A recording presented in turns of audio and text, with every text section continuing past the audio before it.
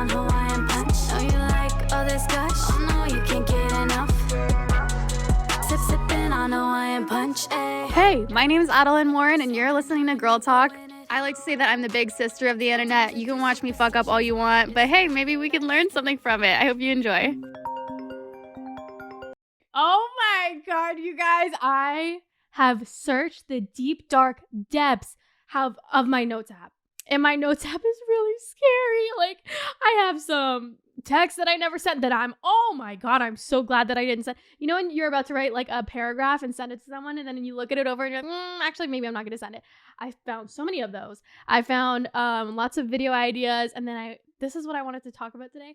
I wanted to talk about my worst date story time. And this one is such a fucking funny one. I told the story of my worst date with a girl on TikTok, and like everyone agreed with me. Like, it was a bad date. Like, it was really bad. We did not get along. I ended up crying at the end of the date. I literally looked like this. But today I thought that we could talk about the worst date that I've been on. This is what I named the note. I thought that I named the note worst date story time because once it happened, oh my God, I have to also tell you, this happened when Sierra was staying at my old house. So this was at my old house. It was probably like, I think 2 years ago. It was when I just started dating. I swear I just downloaded Tinder. Where did I find this man? Probably off, I think it was Hinge. It was Hinge, I remember.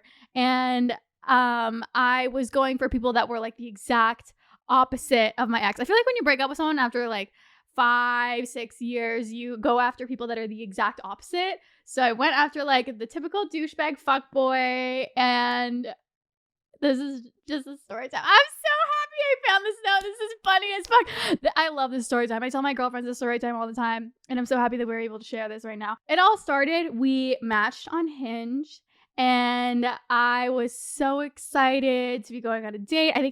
I think it was 9 months after I've broken up with my ex to finally go on a date and start like meeting new people. I think I was like, oh, I'm so smart. I'm so independent. I don't need a man, like blah, blah, blah. And like, I wasn't focusing on it at all. And I was low-key, I was like kind of thriving. Like, I feel like when you're not focusing on men is when you're kind of thriving. I was doing my breakup series. I was thriving. I had my Girls Supporting Girls. I was like, a lot of work was being done.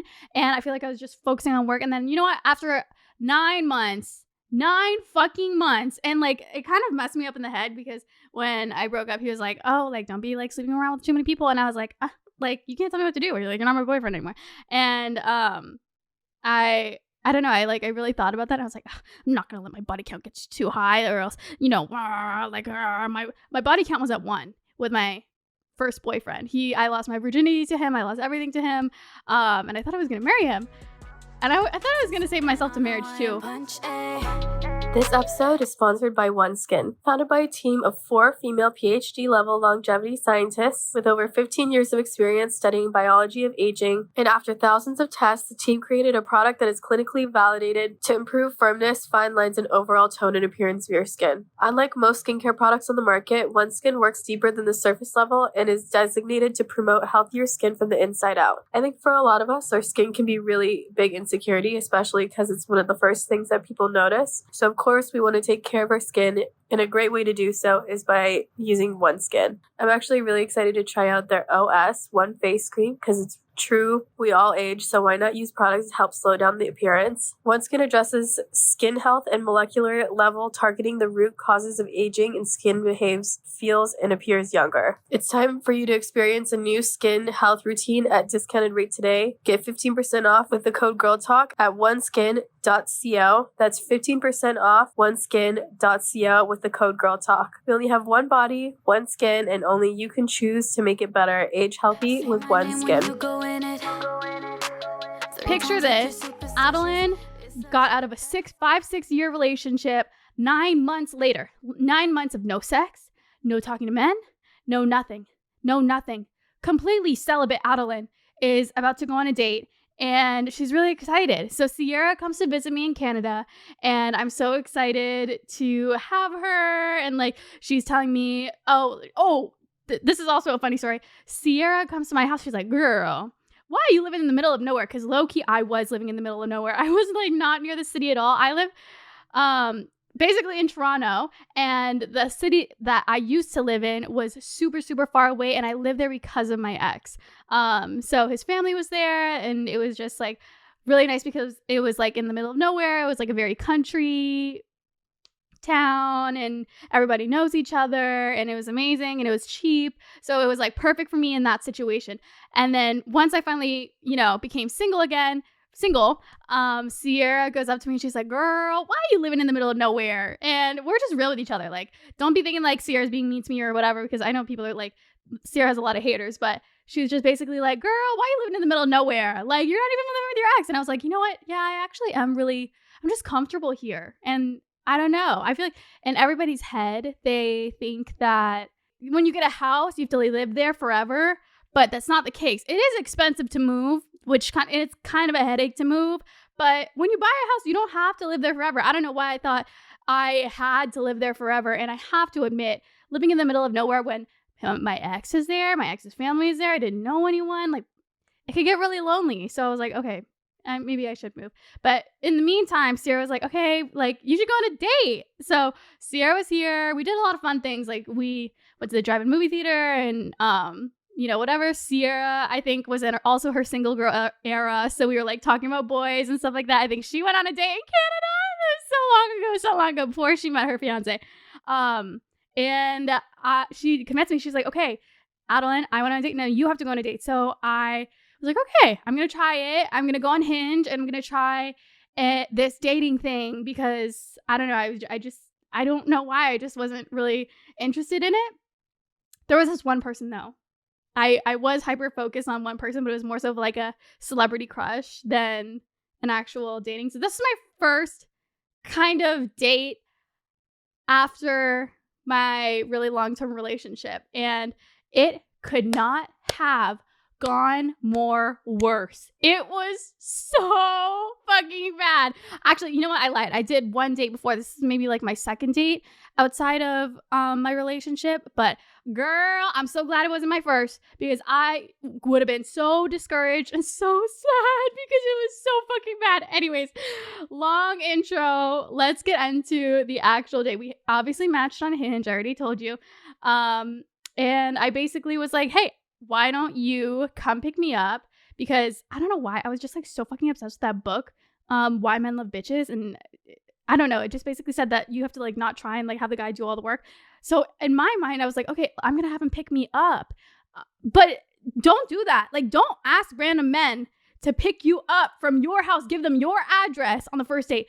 That was a red flag on me. I'm really sorry about that. I shouldn't have done that. That was really bad on my part. Do not do that, ladies, because you never know if they're crazy and they'll show up to your house. You never know. So I was like, okay, why don't you go pick me up? I wonder if I can find my messages. Wait, Hinge.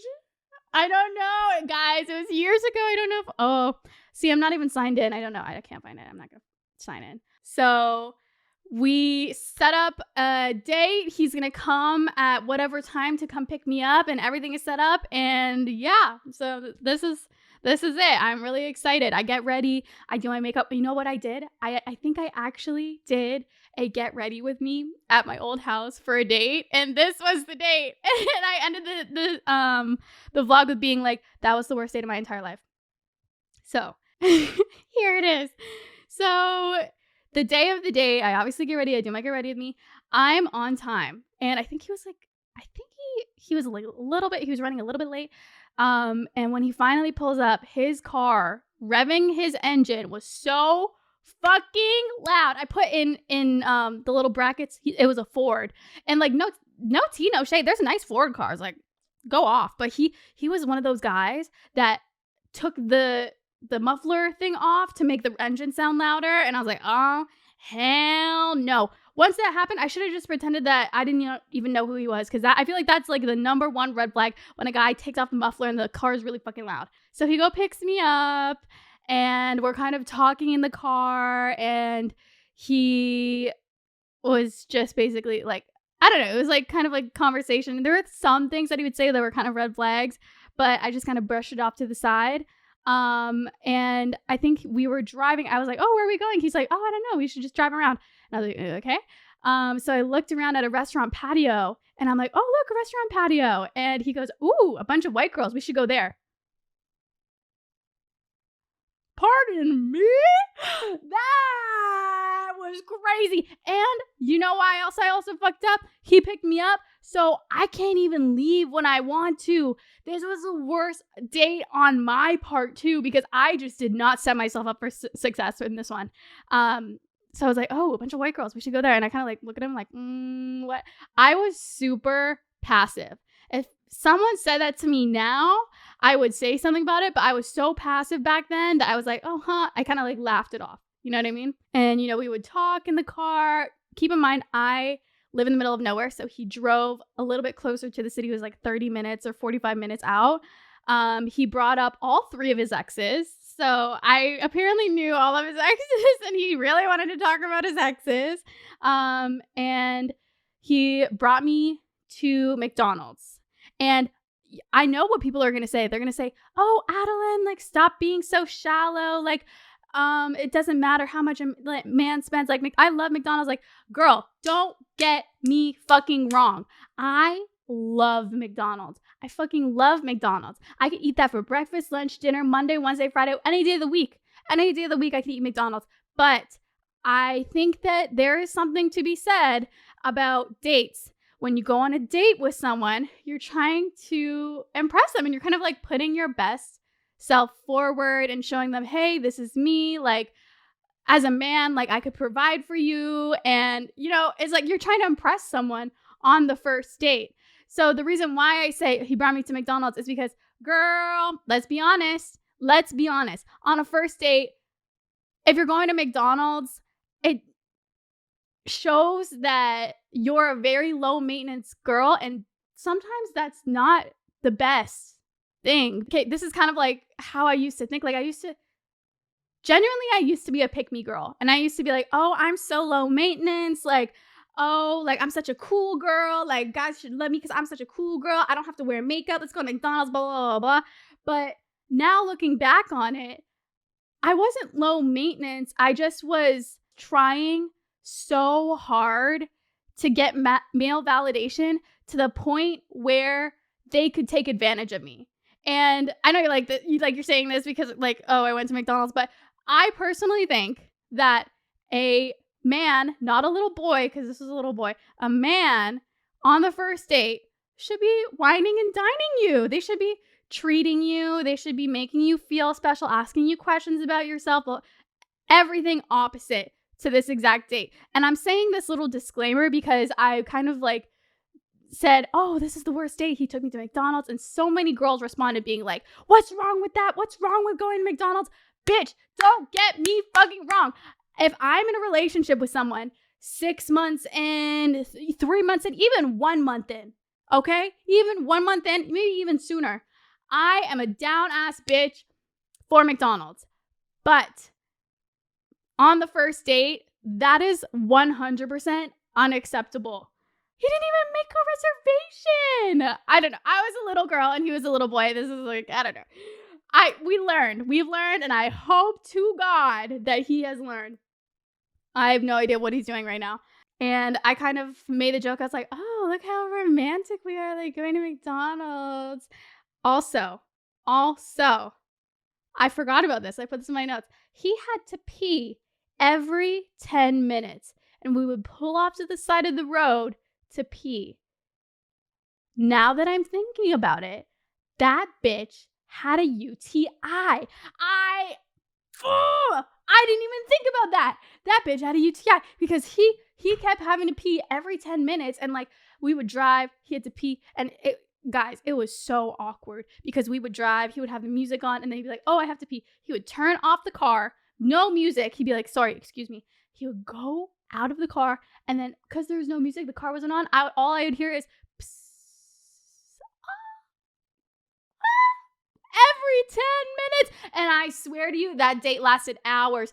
Every 10 minutes he had to go pee. And now I'm thinking back, he for sure had a UTI. Did you know that? I thought that only girls had UTIs. Nope, guys can get UTIs too. And he was a fuckboy, so he probably doesn't get tested. He probably doesn't use a condom. But we walked around this little town, and he had to pee every 10 minutes. He would have to go behind a tree, go pee. What else did he do? He went behind a bush, went pee. He went behind this is so ingrained in my brain. It was so dramatic. He went behind I think a barn, and he went pee. So we kind of walked around. It was, you know what? It was a cute little area. It was like where the water was. There's like a cute little walkway. So I have to give him that. That was cute. So we'd walk around, and on the bench, I'd be saying something, and then he would go on his phone. And then I would say something, and he would get distracted. And then I would say something, and like he couldn't pay attention to what I was saying. I wrote this down. He said that I should swipe on Hinge for the town that we were in for boys with yachts, because it was like a rich town. And he says that his girls always do that, and they always have a side thing. And then he showed me pictures of his Visco account. He opened Hinge on the date, swiped on the date. We drove around the neighborhoods, and he was revving his engines, saying, "Wake up." What the fuck? But yeah, oh my God, I even remember, I didn't write this in my note. I have this ingrained in my brain. I think I was talking about something or saying, because on Hinge and on these social media or these dating websites, I don't say that I do social media. I just say that I do like social media marketing.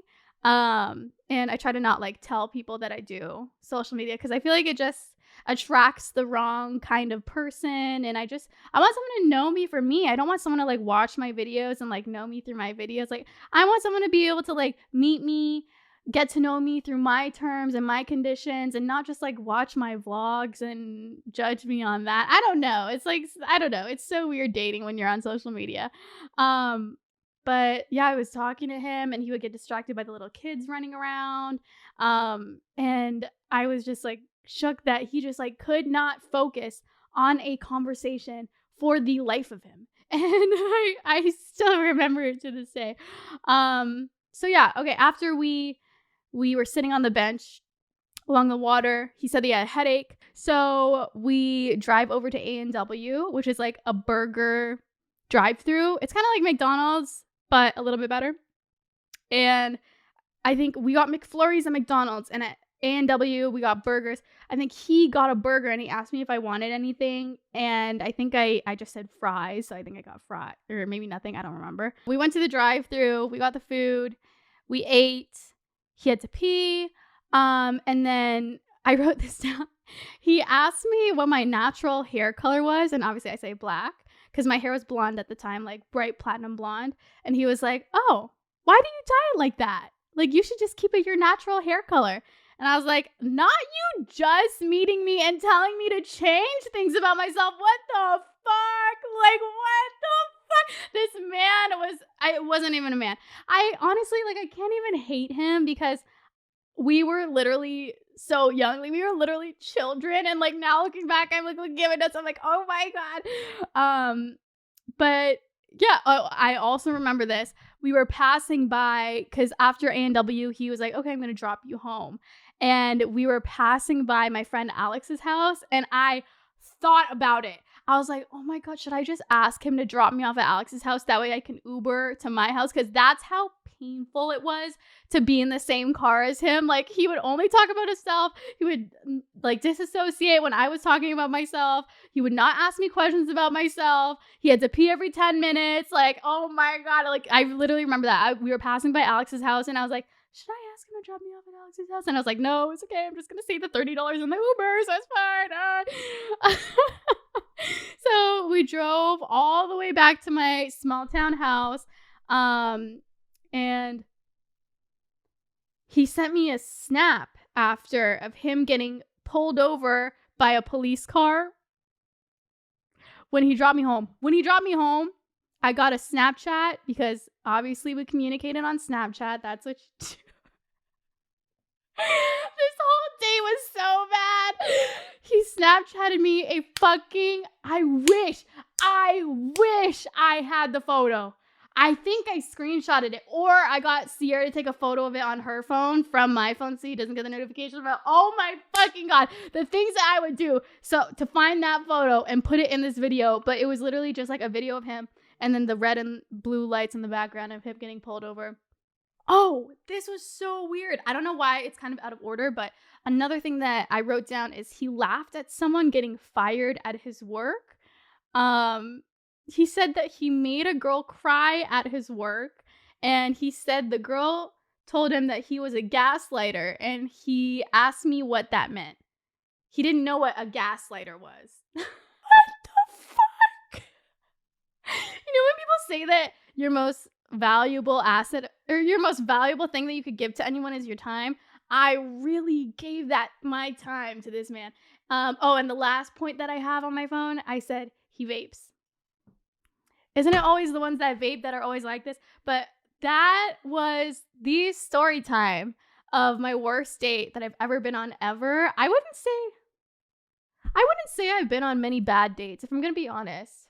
I don't have any really memorable ones where they were really bad. I think it's just that one guy and that one girl. I could do a little summary of the worst story time that I've had with a girl.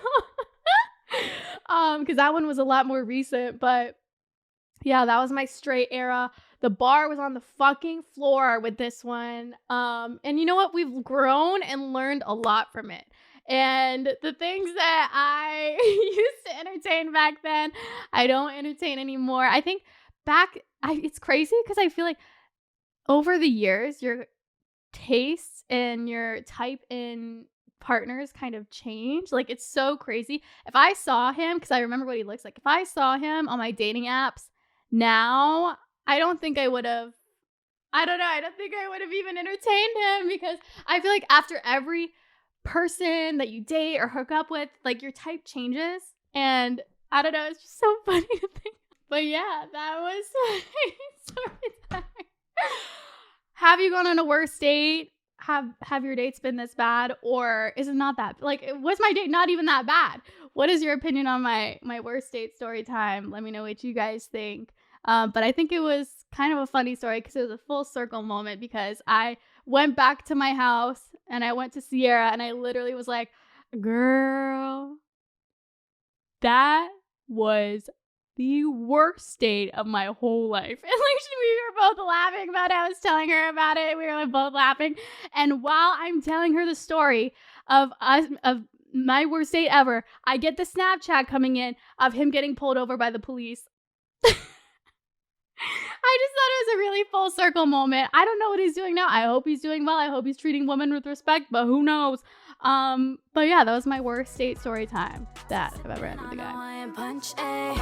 This episode is sponsored by OneSkin, founded by a team of 4 female PhD-level longevity scientists with over 15 years of experience studying biology of aging. And after thousands of tests, the team created a product that is clinically validated to improve firmness, fine lines, and overall tone and appearance of your skin. Unlike most skincare products on the market, OneSkin works deeper than the surface level and is designated to promote healthier skin from the inside out. Because we all know that when we have healthier skin, you have a better looking skin. I think for a lot of us, our skin can be really big insecurity, especially because it's one of the first things that people notice. So of course we want to take care of our skin, and a great way to do so is by using OneSkin. I'm actually really excited to try out their OS One Face Cream because it's true, we all age, so why not use products to help slow down the appearance? OneSkin is for everyone that wants to prevent or reverse the signs of aging with a groundbreaking approach. OneSkin addresses skin health and molecular level, targeting the root causes of aging, and skin behaves, feels, and appears younger. It's time for you to experience a new skin health routine at discounted rate today. Get 15% off with the code GIRLTALK at oneskin.co. That's 15% off oneskin.co with the code GIRLTALK. We only have one body, one skin, and only you can choose to make it better. Age healthy with OneSkin.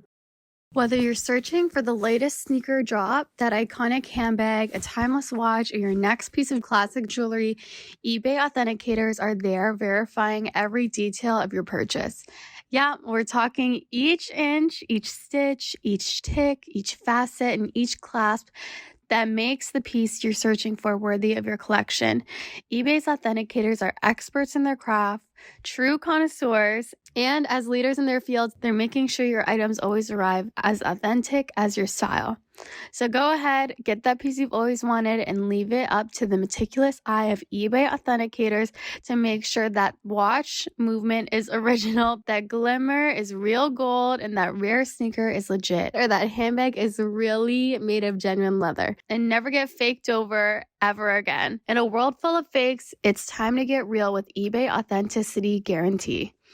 Everyone deserves real. Visit ebay.com for terms. But I'm really happy of how far we've come now, because I haven't even come close to that anymore. I feel like I kind of know, like, I could kind of weave them out. I could tell by, like, the way that they talk, like, if you're going to be a fuckboy or not, if you're going to be, like, nice and, like, actually respect women, or just treat them like an object and you just want to have sex with them and you don't listen to them and nothing that they say matters because they're just an object to you. And a woman is just something that you possess. But I don't know. Hopefully he's changed. I hope some woman out there has trained him. You know what? I actually just want to give a huge shout out to all the women that have trained men.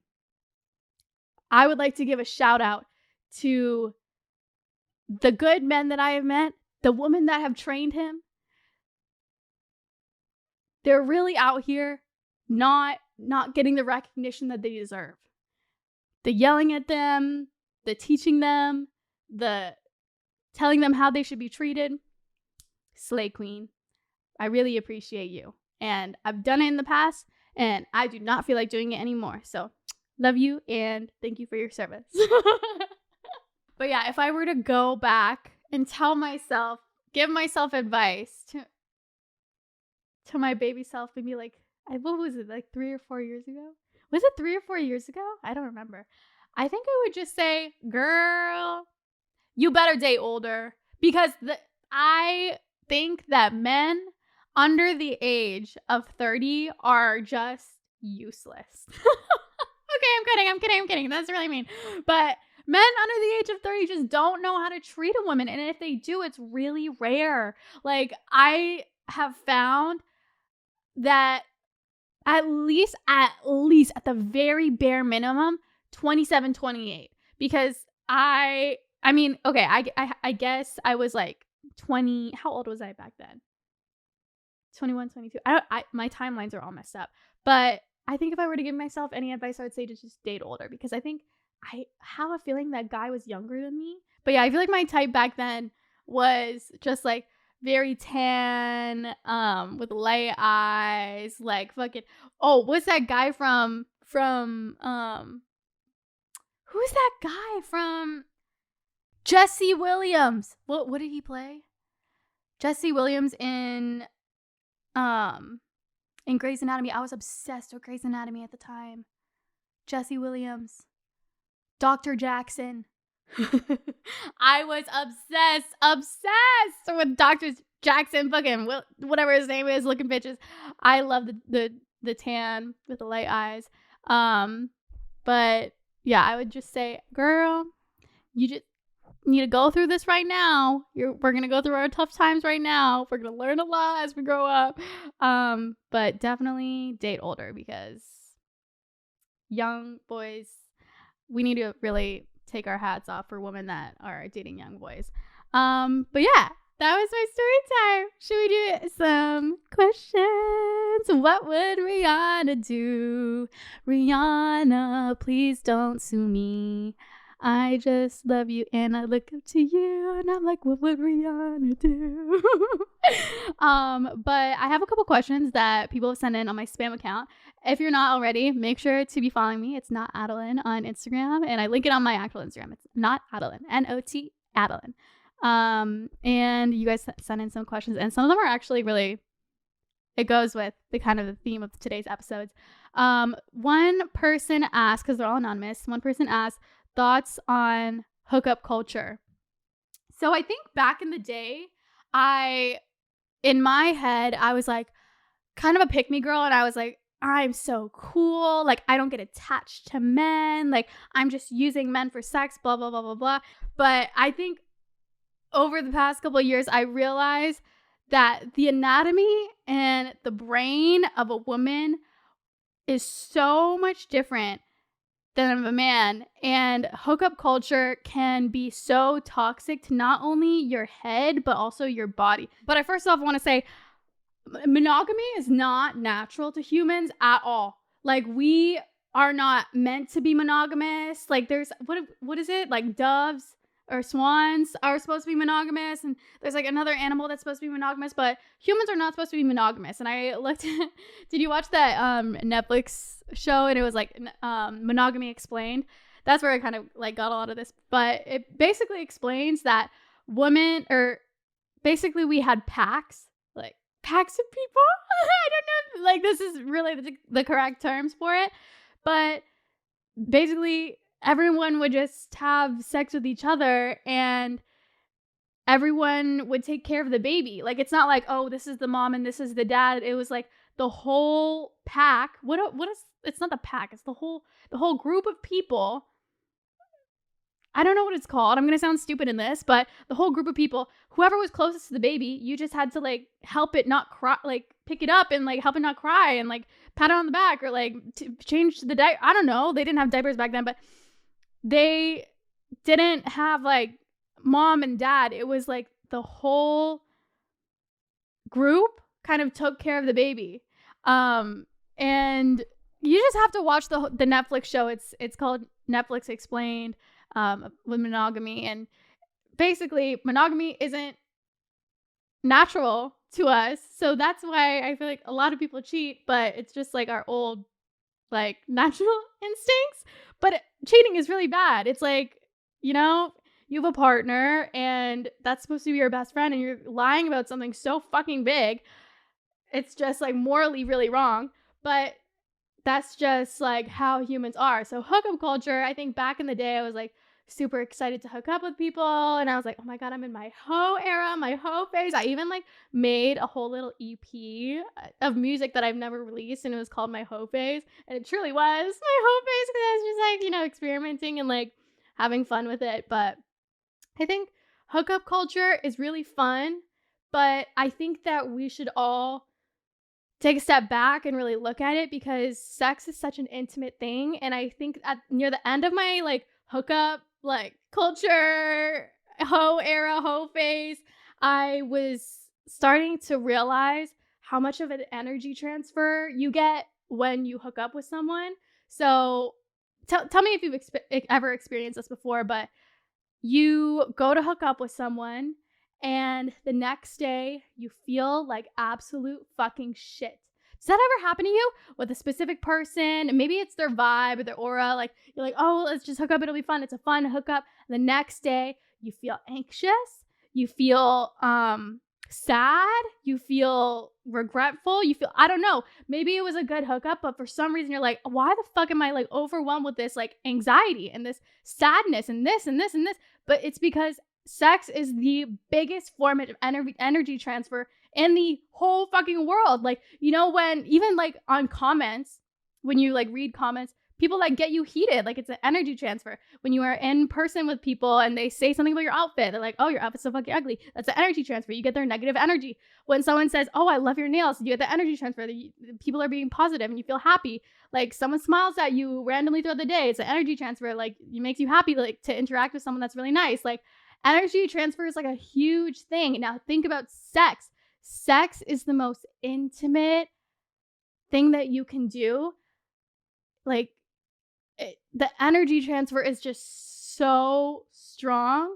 So if you hook up with someone that has crazy anxiety, if you hook up with someone with bad intentions, if you hook up with someone that doesn't look at women as people, they look at women as objects, like, how do you think you're gonna feel after having such a crazy energy transfer? And this is why I stopped being like in my hoe phase, because I started getting a lot pickier with the people that I hook up with. I would only hook up with people if I felt like they were genuine, they were nice, they were happy, they weren't depressed, they had good intentions, they were, I don't know, I just like became super picky about it, because I notice when I hook up with people that are depressed, have anxiety, or like, I mean, obviously like everybody, you know, has something wrong with them. Everyone has anxiety, like, you know, but if someone is hooking up with bad intentions and they just want to, I don't know, they just want to hook up. Like they literally transfer their anxiety over to you. They transfer their sadness over to you. And I felt that. And it goes the other way around because I feel like I'm a very happy person. You ever feel like when you hook up with someone happy, you're happy the next day? Girl, it's a fucking thing. It's a fucking thing. I don't know how this video this podcast turned into this, but yeah, this is my opinion on hookup culture, I guess, is I used to not give a fuck. And if you're sexy, then let's hook up. But now I'm at a point in my life where I'm like, if you don't have good energy, if we're not vibing, if you don't treat women with respect, like it's not even worth it for me. It's literally like a sex hangover when you like have hook up with someone and like you just feel like shit the next day, like genuinely a sex hangover. So my thoughts on hookup culture is I think that it's really fun, and I feel like sometimes you just need to get it out of your system, which I really think that I did. But you don't have to hook up with people with bad energy, and you're allowed to be picky with who you hook up with. And yeah, if you don't want that shitty feeling the next day, that's at least just what I found. And all of my friends agree with me on this.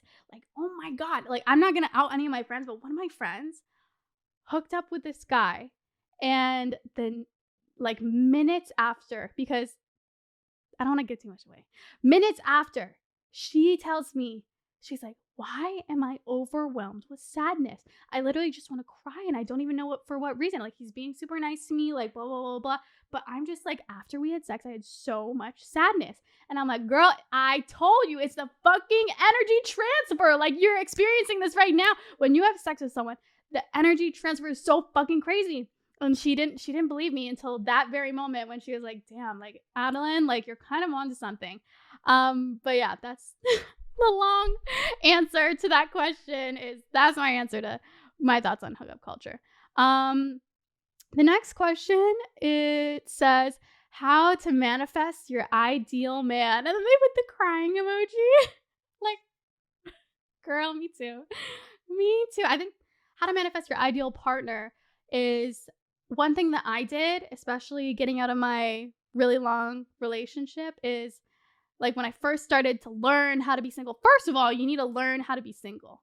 I feel like you need to spend time with yourself. I feel like people who jump from relationship to relationship to relationship so quickly, and they're like, oh, I know how to be single. I was single for a month. Bitch, you don't fucking know how to be single. Like, be single for like a year. Like, it's not that hard.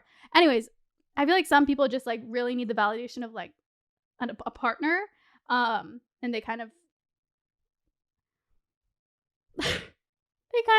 put their traumas on other people so that they don't have to deal with it. Anyways, be single.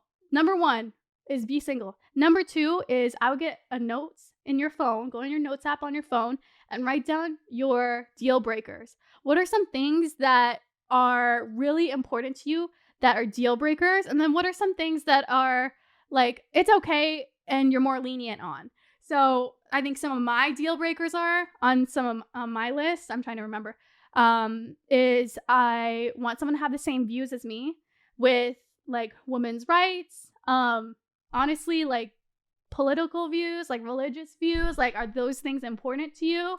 I want someone that has a stable job. I feel like it's not shallow and it's not asking for much to, if I have a stable job, for someone else to have a nice stable job and like be able to like provide for themselves and like maybe even like, you know, pay for dinner, like be able to treat each other. I want someone that is funny. I want someone that I can be silly with and someone that is goofy. And I just want someone that I think is a genuinely happy person, someone that has been to therapy, that's done the work, that is happy with themselves, and someone that I basically don't have to be a therapist for, because I feel like I've been a therapist for so many people and so many, I don't know, different times. I'm literally a free fucking therapist. And there's a point in my life where I was like, you know what? I'm done being a therapist. Like none of these bitches are paying me. Like, If you want to pay me, hell yeah, let me listen, let me talk, but they're not paying me. They're getting free sex. Like, no. So those are my deal breakers. And then have other things that are like not as much deal breakers. Like, do you want them to be tall? Like, do you want them to have a certain appearance? Do you want them to be close to their family? Do you want them to, XYZ, whatever your list is. And I think my last thing for trying to manifest your ideal man is think of where your ideal man is spending his time. Is your ideal man in the club? Is your ideal man spending thousands of dollars on bottles to sleep with girls at the club? I don't think so. I think that your ideal man is probably at conventions. Like maybe he is working out at the gym. Like maybe he's going to therapy. Maybe, imagine you meet someone in therapy. But I don't know, go places where you feel like your ideal man is. Because I feel like if you meet someone at the club, like maybe you guys will get along. But I just feel like people who go to the club, like it's just like a club phase. Like it's just like you don't really genuinely meet people like dream ideal partners at the club. Because I'm like, the club's where you go to get turned. You're not looking for anything serious at the club. If you want something serious and you're thinking of your ideal partner, where would they be? Like your ideal partner, realistically, would they be at the library? Are they learning? Are they in school? Are they at Soho House? Like where are they? Equinox? Like probably a nice expensive gym. I don't know. Like go to the places that you feel like your ideal partner is. Oh, wow. I kind of answered this one. Someone said, how do you start looking for a serious relationship? I would first of all say, don't even bother on the apps. I don't think I've met anyone nice or serious on the apps. I think that, when I think of my ideal partner is not desperate. My ideal partner has many options, and my ideal partner, I would probably just meet them in person. And every good person that I've met, that I've like kind of, had like a little fling with, I met in person, and we met through mutual friends, or we met somewhere that we both like going to, or, we have something in common. So I think to look for someone that's looking for a serious relationship, obviously everybody, there could be a lot of people out there that meet their like husband or their wife on Tinder or Bumble and stuff like that. But I think it's also really hard. And at least from my personal experience, I haven't met anyone serious on the dating apps. So try and put yourself out there, like go places that you feel like your ideal partner would be. How to deal with situationships. I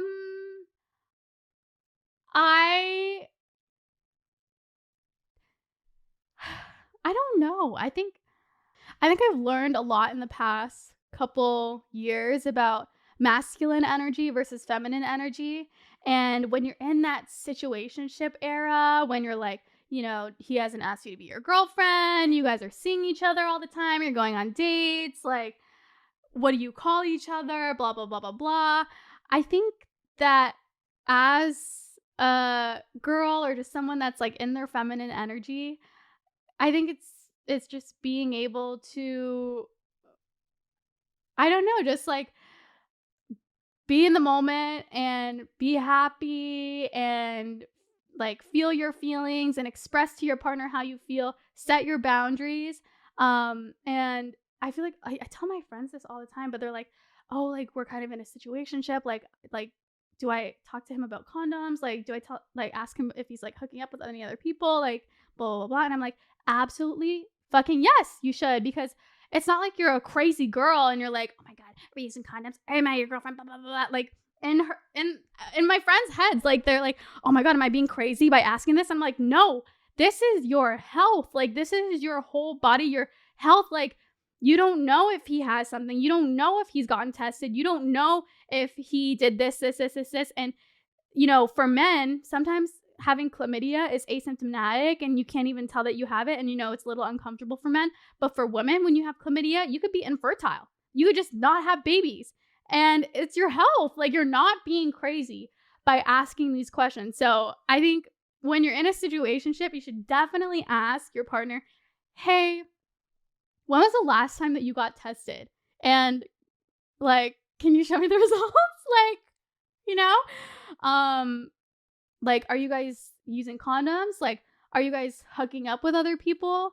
I think it's like those kinds of questions I would for sure ask, because it's not like you're crazy. You're literally asking for your health.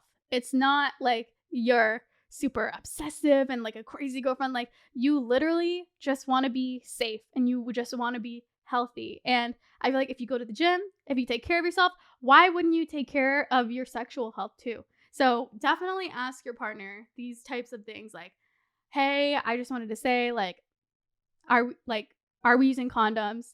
If we're not using condoms, are you hooking up with other people? And I'm just asking for my own health and my own safety, because, I don't want to get tested sooner or later and then I have chlamydia and then, I'm infertile forever, the rest of my life. Like, it's permanent damage. And I don't know. I think setting that boundary is super important. And I just need to stress this so much. You're not asking for a lot, girl. The bar is on the fucking floor nowadays, and asking that stuff is not asking for a lot. It's actually the bare fucking minimum. So definitely get those questions out of the way. And I think it's all about just, communicating. I feel like all that a relationship is communication, and just making sure that both of you are being healthy, both of you are being truthful to each other. And actually, don't trust men. You should just actually get tested, even if he says that he hasn't hooked up with anyone, and just don't trust anyone. Kind of sad, but don't trust anyone. Ooh, I really love this question. Someone asked, how do you grow when you're in a relationship? I love this question because I feel like I've kind of struggled with this as well with my own personal, because as you guys know, I've only really been in like 2 relationships my whole life. I've been in like my public one and I've been in one in private. And I feel like one thing that I've always struggled with while in relationships is I feel like I'm stagnant. Like, do you ever feel like, they say that you become like the 3 people that you hang around the most, and obviously your partner you hang around the most. And sometimes I just feel like I'm stagnant, and I feel like I'm not growing, and I feel like I'm not learning, and I just get so comfortable, and I'm like, is this healthy? Like, is this good? But it is, it's fine.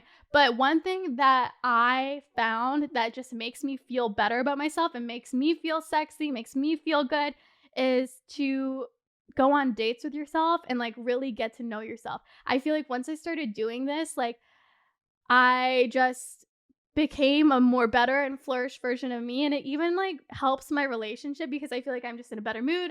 I feel good about myself when I'm constantly learning and like constantly evolving. So some examples that I've done is I started taking French lessons, which I'm like so excited. My goal by the end of 2023 is I want to be able to speak French and be fluent in it and be able to like move to Paris and like really speak the language. And I know it's so hard. I wish that my dad taught me French, because that was his first language and he just like didn't teach me. But yeah, I started taking French lessons. I started going on dates with myself. Like, girl, go to dinner with just you. And I feel like back in the day I would be so embarrassed. I'd be like, oh my God, it's gonna look like I got stood up, it's gonna look like blah blah blah blah blah. But no one genuinely gives a flying fuck. Like, go out to dinner by yourself, go get a drink by yourself, go do things that are like independent to you, even if it means like sometimes I'm crazy and I'll literally just take a 10-minute drive around my neighborhood just by myself, and it just feels good. Oh, another good one is trying new workouts or new classes. I started picking up this new like thing. I started picking up Pilates, and honestly, I feel like a Range Rover mom. Like, I'm about to pick up the kids from soccer practice and pick up some watermelon because it's my weekend to give the watermelon. Like, I just feel like a Pilates mom, like a Range Rover mom when I go to Pilates. And honestly, it's a really good workout. I am always so sore. I'm literally shaking when I do Pilates. I used to do weightlifting, but I don't love it as much as I love Pilates because it's just kind of like a slow burn and you really feel it. Start taking up a new class. What's something that you've always wanted to do? It doesn't have to be working out. It could be a pottery class. I saw some pottery classes. It could be like a hair class. It could be a makeup class. What's something that you've always wanted to learn that you really want to do? And something that, you could always do like things with your partner, new, classes with your partner, like tango. Like I think my dad started doing like dancing classes or something with his partner. But like start going out and trying new different classes. I feel like I stopped feeling so stagnant when I started taking myself out on dates. I started working on myself and I started, learning. I don't know. And that's how I just feel better with myself when I'm in a relationship, because I feel like when I'm single, I really feel myself evolve, because when you're single, you're not focused on anything, because you don't realize when you're in a relationship, that takes up so much time of your day. It takes up a lot of your time. I even remember like when I got out of one relationship, I was like, oh my God, I literally have so much fucking time. Like I have so much time to do so much shit. Like I'm bored all the time. You don't realize how much time you put into your relationship. So start putting that time to yourself. Start putting some time to yourself. Like, have you always wanted to clean out your closet? Have you always wanted to donate the clothes that you don't use? Like have you always wanted to paint your room, make your room like a nice, cute sanctuary, fun space? Like, do things for yourself and schedule it. Put it in your calendar. That's something that also makes me feel better about myself, is because sometimes I'm like, oh, you know what? I'm going to take today off. Today's just going to be a me day. But sometimes I feel kind of bad about it because I feel like I'm being lazy. But if you schedule days off, like sometimes for the most part, I don't do anything on Sundays. So Sundays I schedule as my day off. And I will schedule like a Pilates class, or I'll schedule to, make some candles because I have a candle making kit, or I'll schedule to just like binge watch a show that I've always had, like Wednesdays, or what just came out. Oh, Emily in Paris. I'll be like, oh, today, I'm sorry, I already made plans with myself. I can't cancel on myself again. Like literally the Grinch. I have to listen to binge watch Emily in Paris. Genuinely. Schedule dates with yourself and don't cancel.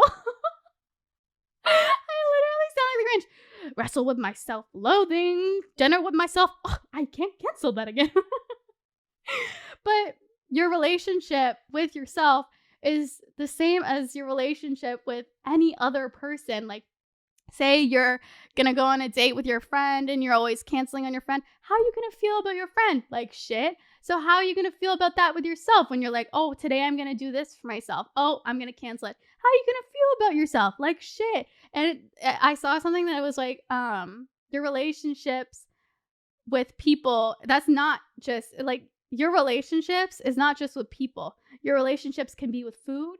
It could be with your phone. It could be with your computer, the amount of time that you spend on the internet. It could be with yourself. And we have so many relationships with different things. So really nurture and make sure that you take care of the relationship with yourself and stop canceling on yourself. Literally be the Grinch. The last one that I have is how to make your significant other of years horny. And I love this question too, because somebody asked me this because I'm a kinky motherfucker. So one thing that I really, really, really recommend that you do is go on, it's this website. It's not even sponsored. Don't kill me if it gives you a virus, because it's low-key a little bit of a sketchy website. Don't sue me. Sorry. It's kind of a sketchy website, but I use it. So go on bdsmtest.org, and it's kind of a sketchy website, but just go on it.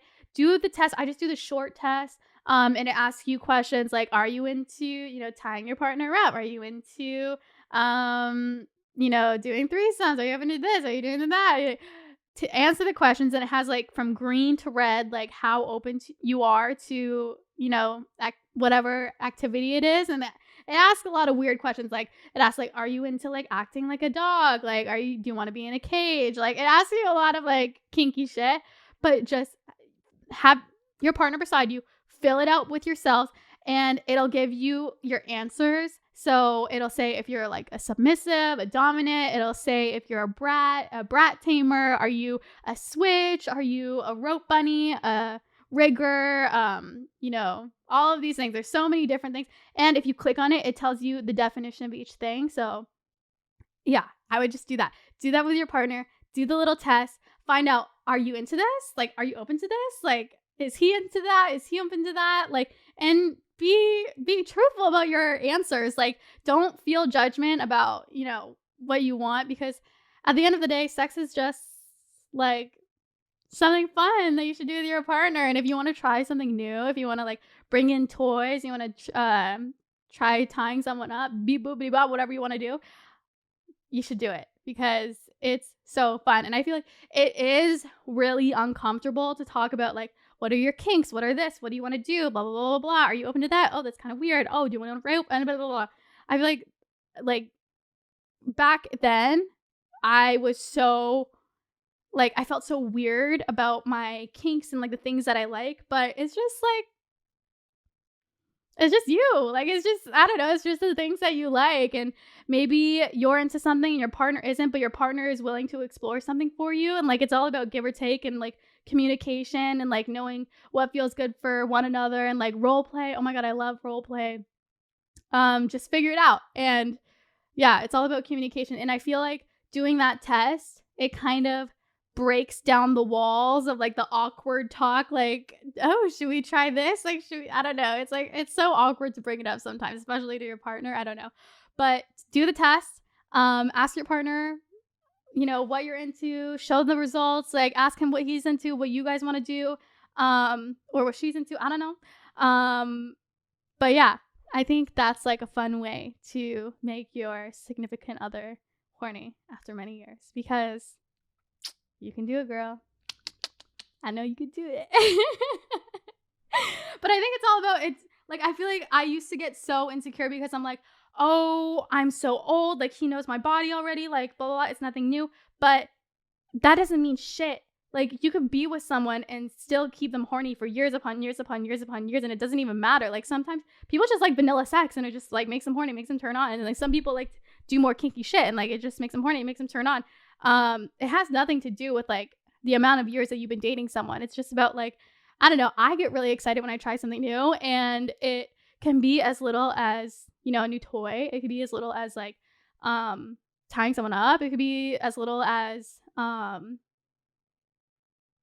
you know, dirty talk. And even if it's, I don't know, it could be really little things. And I think there was a study done, and it said that like men and women watch porn, and after they watch the same amount of porn, their erection like wasn't as, I don't know, they weren't as horny and erect. I don't know. And then once they saw something new, they, you know, got more of an erection. So try new things. And it doesn't mean that your partner's like tired of you. Just like try something new, you know? Like some people like vanilla sex and they like doing the same thing over and over again, and it like really does it for them. And then some people just like to try new things. It has nothing to do with you. It just, you know, some people just like to try new things, and it's really exciting to try new things, you know? It like, you know, when you try a new class and you try a new like Pilates class, you know, you get really scared. When I first went to my first Pilates class, I was really scared,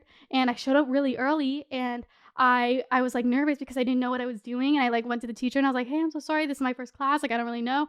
And my heart was beating. I was like really nervous and blah blah blah blah. But I was like, at the end of the class, I was really proud and really excited of myself. So like, how do you think you would feel after like trying something new with like your partner, something sexual? I don't know. But yeah. But I hope you guys enjoyed today's girl talk of my worst date with a man. I'm so sorry. The bar is so low to the floor. What do you think of my first date story? Do you like it? Do you not like it? Do you think the bar is on the floor? I don't know. Would you accept it? Would you think it's cool? I don't know. But if you guys haven't already, then make sure to rate my podcast. It means a lot on Spotify and Apple Music. Give it a thumbs up on YouTube. I don't know, wherever you listen to your podcast, but I hope that you guys enjoy. I will be here, same place, same time, every Wednesday. Love you guys. I'll talk to you later. Bye. Did you like that episode? I really hope that you did. If you haven't already, then make sure to watch last week's episode or the week after. Just click on the links, whatever it is. And I hope that you guys enjoyed. Also, be sure to subscribe because it helps me a lot. But I love you, and I hope you have an amazing rest of your day. Bye. Feel it rush, sipping on Hawaiian punch. Squeeze the sides, feel it rush, sipping on Hawaiian punch. Know you like all this gush? Oh no, you can't get enough. Sipping on Hawaiian.